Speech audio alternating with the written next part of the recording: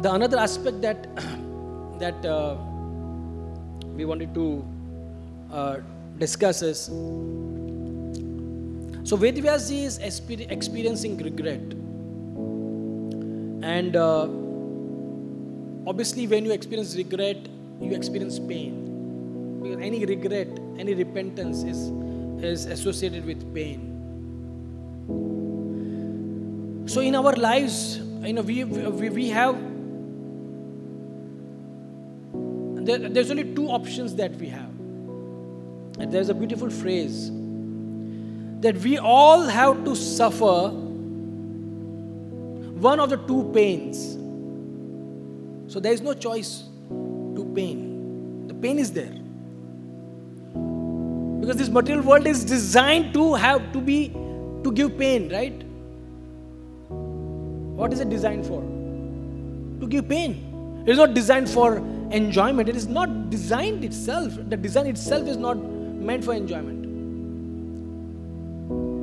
Absence of pain is enjoyment, what we experience. But otherwise it is just pain. So he's explained that we must all suffer one of the two types of pain. The pain of discipline or the pain of regret.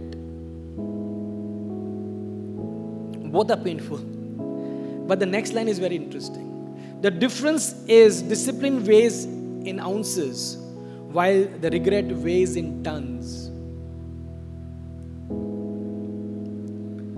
So let's talk about our own. Vyasdeva's regret is something very, very high profile. I mean, when he regrets, Bhagavatam is born.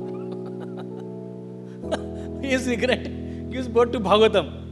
That's the type of regret great souls have. And Krishna utilizes such personalities to give rise to such powerful scriptures. But what about our pain, our regrets, our repentances? So pain is unavoidable. And when I say pain, I'm not trying to just explain pain in a physical situation.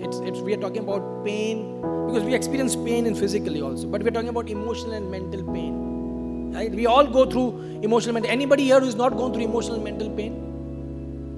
We all have gone through that pain of either physical, emotional, mental pain.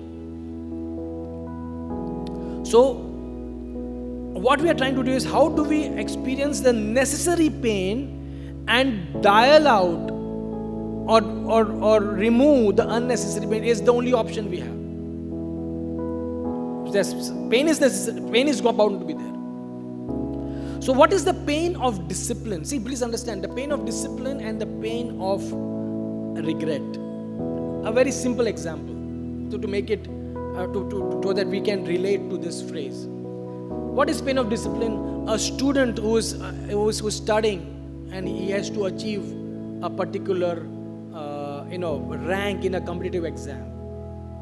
So he studies, say IIT or whatever, right? So you start studying from 2 years, 3 years before you come for the IIT JEE exam. You study hard and you have a discipline. You know that I'm supposed to read for X number of hours. There's a strict regime, a discipline. Nothing is achieved without discipline. Yes, you agree? All of you have been very, very rank holders in your own academic studies. I'm sure you will relate to this. All the people I'm seeing around are all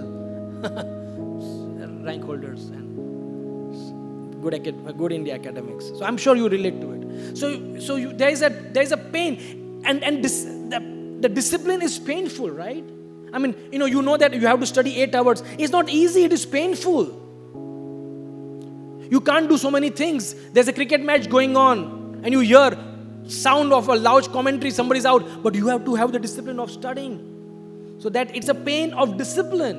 But if the person does not follow the pain of discipline, he says, "No, forget it. I'm going to enjoy." What does it lead to? It later leads to intense pain of regret. A very simple example. Similarly, if during healthy times you don't take care of your body, you just eat anything that comes on your plate and just hogging it out. And then you have some serious problems. You realize that, you didn't have any discipline of eating, and then you have a serious pain of regret. Right? Right? So I hope you are able to relate to what we are trying to discuss.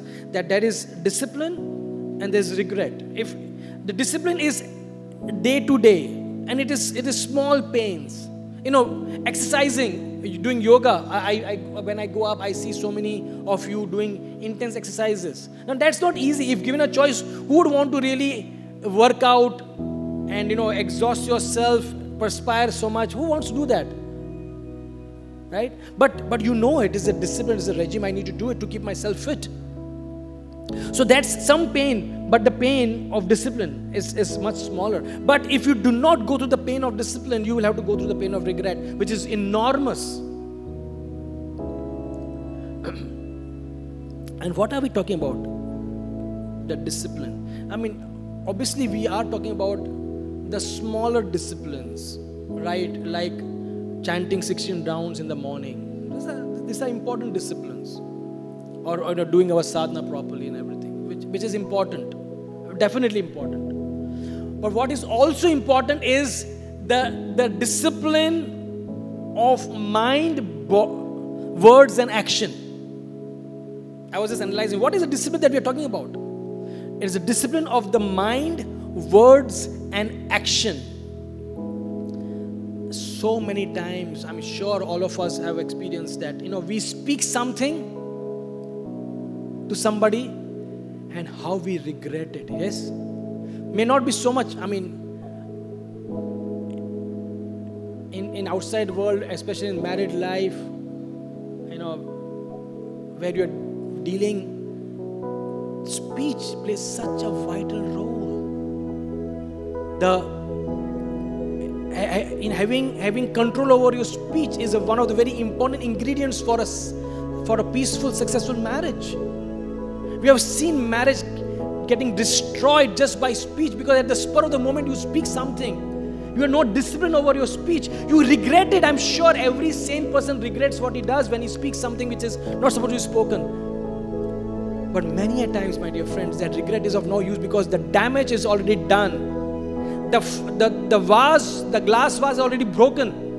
All you can do is mend it, but the cracks will still be seen. Yes or no?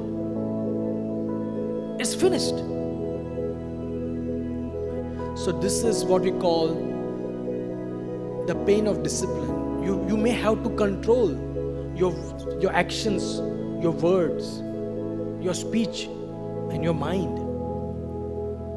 So yes, it is comparatively much easier to have a discipline of sadhana, of being strict with yourself. But when you are interacting with people, that is where the challenge comes. And that is where we need the discipline of mind, words and action.